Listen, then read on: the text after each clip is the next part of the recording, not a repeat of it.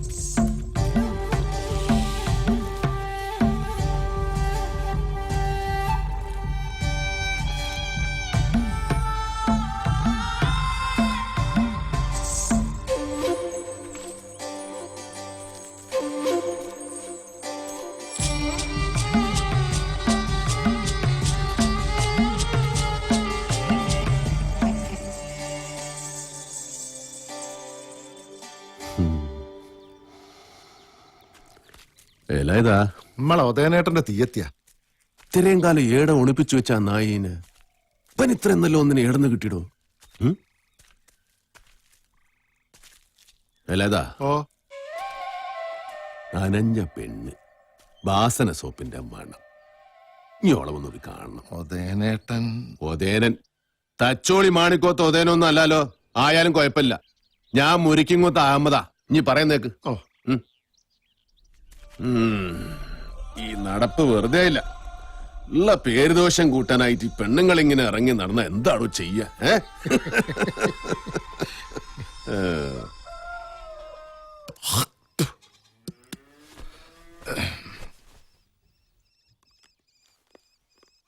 ഉദയനട്ടാ, നിങ്ങളോടൊന്ന് അവിടം വരെ ചെല്ലാൻ പറഞ്ഞു ആചാരി.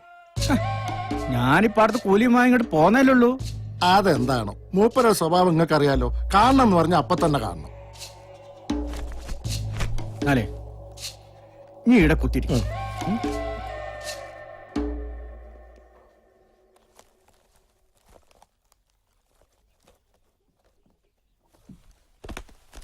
എന്താ രാത്രിക്ക് കൂട്ടെ മീൻ കിട്ടീരാ? ഏയ്, ഉണക്കമീനും ചക്കക്കുരുവാ. ഇതെങ്ങട്ടപ്പ ഇറങ്ങിപ്പോയേ? ഹാജിയാര് വിളിപ്പിച്ച. ഇന്ന് പുഴക്കടയിൽ നിന്റെ കൂടെ ഉണ്ടായിരുന്ന ആജിയര് ഞാൻ നല്ലപ്പോഴാ കാണുന്നത്. മൂപ്പരിങ്ങളി എന്നോട് ചോദിച്ച് എന്ത്? ഇത്രയും നല്ലൊരു പെണ്ണിനെ ഉദയനേട്ടൻ ഏർന്ന് കിട്ടിയെന്ന്.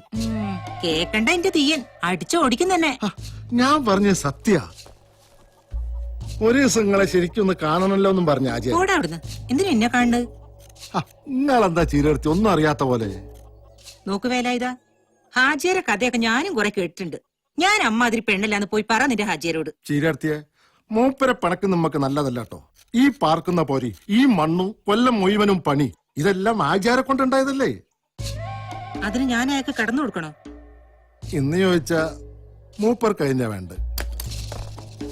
നാളെ വരാൻ പറ പെറുക്കിയോട്. സ്വന്തം അനിയനെ പോലെ എന്റെ തീയനിഞ്ഞ് അത് പറയുന്നത്. ഞാൻ എന്താ ചെയ്യേണ്ടത്? ഇന്നോട് ഇക്കാര്യം ഇവിടെ വന്ന് പറയാൻ പറഞ്ഞു. അതിന് നിങ്ങൾ പറഞ്ഞ മറുപടി എന്തായാലും എനിക്ക് മൂപ്പരുടെ മൊത്തം പറയാനുള്ള ധൈര്യം ഇല്ല. ഞാൻ പറയടാ, അതല്ലേ നാളെ വരാൻ പറഞ്ഞു. ഞാൻ പോവാ. ആചാര്യ ആളെ പറങ്കാവൻ തോട്ടത്തിൽ വരും. നിങ്ങൾ അങ്ങോട്ട് വാ. വിളിച്ചിട്ട് വന്നില്ലാന്നുള്ള പിണക്കം വേണ്ട. എന്നിട്ട് എന്താ വെച്ചാ നേരിട്ട് അങ്ങോട്ട് പറഞ്ഞോളി. കടിച്ചു കീറി തിന്നൊന്നുമില്ലല്ലോ മൂപ്പര്. വേലായുധ,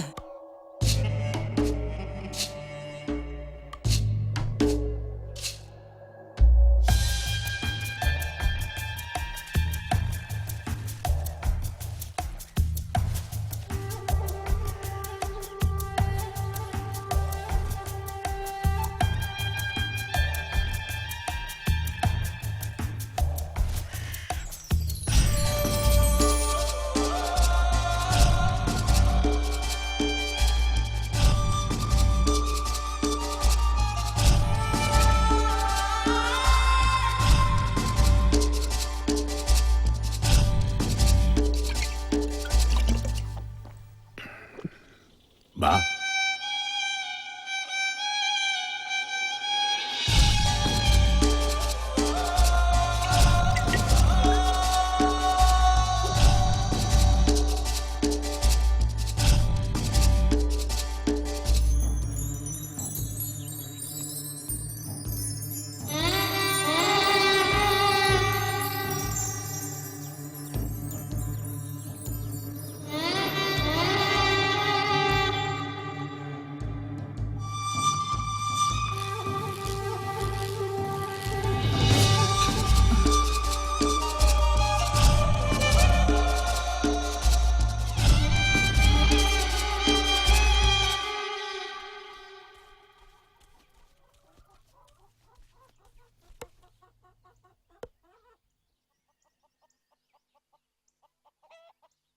ഈ ആട് കുറ്റിയിളക്കി പോയിന്ന് തോന്നുന്നത്.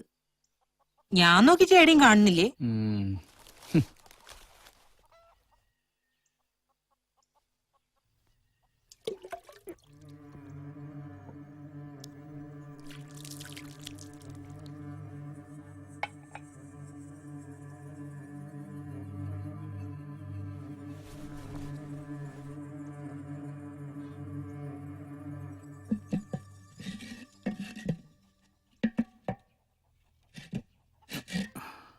എന്താ വാറ്റ് തുടങ്ങാൻ പോവാ നിങ്ങള്?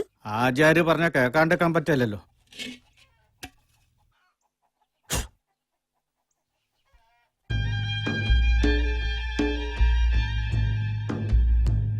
ഉദയനൻ അറിഞ്ഞിരുന്നോ ചീരുവിനെ തനിക്ക് നഷ്ടപ്പെട്ടു തുടങ്ങിയത്? അതോ അയാൾ കണ്ണടച്ചോ? അറിഞ്ഞാലും എതിർക്കാനുള്ള ശക്തി ഉണ്ടാവുമോ പാവത്തിന്? കീഴ്ജാതിക്കാര് പെൺകുട്ടികളുടെ രക്ഷിതാക്കന്മാരായാലും ഭർത്താക്കന്മാരായാലും പലതും കണ്ടില്ലാന്നും കേട്ടില്ലാന്നും നടിക്കണം. ഇല്ലെങ്കിൽ ആചാര കാലും മാറത്ത് വീഴും. പേര് കേട്ട അഭ്യാസിയല്ലായിനോ. ഉദയനം പക്ഷെ കാണാൻ പാടില്ലാത്ത കണ്ടെന്നോ വാക്കത്തിയെടുത്തെന്നൊക്കെയാണ് കഥ. അന്ന് ഈ പൊക്കന് കഷ്ടിച്ച് 3-4 വയസ്സ് പ്രായം വരും.